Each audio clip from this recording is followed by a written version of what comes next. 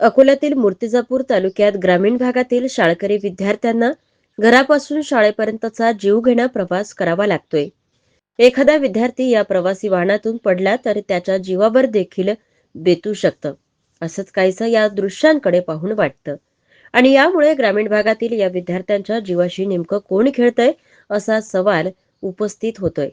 मूर्तिजापूर तालुक्यातील कानडी, धोत्रा, अंभोरा, लागपुरी, गोरेगाव, सालतवाडा, हादगाव आदी भागातून दररोज खासगी इंग्लिश शाळेकरिता हजारो विद्यार्थ्यांची खासगी वाहनातून वाहतूक करीतात. आणि विशेष म्हणजे या वाहनातून शालेय विद्यार्थ्यांची अवैध वाहतूक केल्या जाते.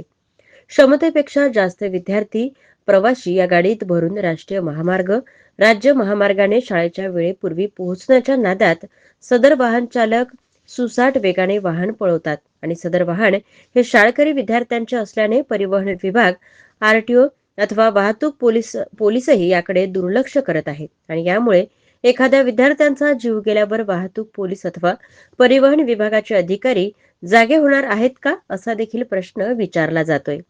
शाळकरी मुलांना शासनाकडून शिक्षणासाठी सोयी उपलब्ध करून दिल्याचा दिंडोरा पिटवला जातो. तर एसटी महामंडळाकडूनही शाळकरी विद्यार्थ्यांसाठी बसेस सोडायचं सांगितल्या जाते. मात्र बसेसच्या कमतरतेमुळे शाळकरी मुलांना बसेस उपलब्ध होत नाहीत आणि त्यामुळे ग्रामीण भागातून शहरी भागात मुलामुलींना खासगी वाहतुकींवर अवलंबून राहावं लागतं. तसंच आपला जीव धोक्यात घालावा लागतो.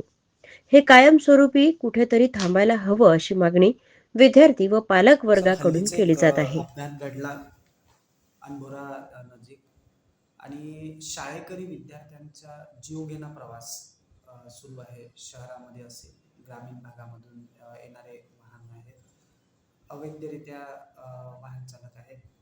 अशांवर काय कारवाई केली जाईल? आता याच्यामध्ये आम्ही जे शाळकरी मुलं आहेत ते खेडेगावातून येताना किंवा त्यांच्या घरून शाळा कॉलेजपर्यंत जाताना एक तर ते त्यांचे प्रायव्हेट जे व्हेकल आहे, दुचाकी याचा वापर करतात. दुसरी गोष्ट आहे, बरेच शाळकरी विद्यार्थी हे ऑटो किंवा ॲपे जे पब्लिक ट्रान्सपोर्टचं जे साधन आहे याचा वापर करतात. तर याच्यामध्ये आम्ही दोन गोष्टी ऑब्झर्व केलेल्या आहेत की दुचाकी चालवताना बऱ्याच विद्यार्थ्यांच्याकडे लायसन नाही आहे किंवा ते 18 वर्षापेक्षा कमी आहेत. तर यामध्ये आम्ही टू लेअर कारवाईची पद्धत आहे, ती दोन स्तरीय पद्धत आम्ही अवलंबत आहोत. पहिली आहे की त्या वाहनांना आम्ही डिटेन करतो, पोलीस स्टेशनला त्यांच्या पालकांना बोलवतो, त्यांच्यावर गुन्हे दाखल करतो. आणि दुसरी आमची एक पद्धत आम्ही की याच बाबत आम्ही दामिनी पथक असेल, माझे काही अधिकारी असतील, ट्रॅफिकचे अंमलदार यांच्या सोबत आम्ही त्या शाळा कॉलेजेसमध्ये जाऊन विद्यार्थ्यांना आणि त्या शिक्षकांना आम्ही सांगत असतो की आपण दुचाकीचा वापर करू नये. याच्यातून जर अपघात घडले तर अशी एखादी गंभीर घटना घडू शकते. दुसरा विषय आहे, जे काही पब्लिक ट्रान्सपोर्टचा जो यूज करणारे जे लोक आहेत, जे ऑटो असेल किंवा मॅक्झिमम असे वाहनं असतील, तर याच्यामधून बऱ्याच वेळा म्हणजे त्यांना जे व्हॅलिड परवाना आहे त्यापेक्षाही जास्त प्रमाणामध्ये त्याच्यामध्ये विद्यार्थ्यांचा भरणा करून ती वाहतूक करतात. तर यांच्यावर आम्ही 285 जे केसेस असतील किंवा ट्रॅफिकचे केसेस असतील अशा कारवाई करून गुन्हे दाखल करत आहोत.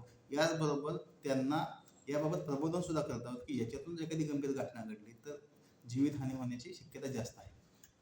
जे शाळेकरी विद्यार्थ्यांची ये जा करणारे, वाहतूक करणारे जे स्कूल बसेस असतात, याच्याकरता विशिष्ट प्रकारचे प्रशासनाच्या वतीने नियमावली देण्यात आलेली आहे. जी नियमावली एकही वाहन चालक पाळत नाही आहे.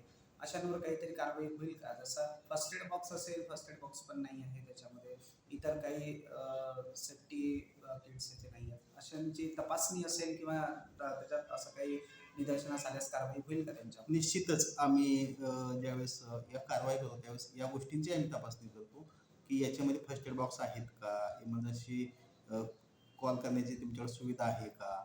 तर या गोष्टींचाही आम्ही तपासणी करून त्या अनुषंगाने त्याची कायदेशीर कारवाई करत आहोत.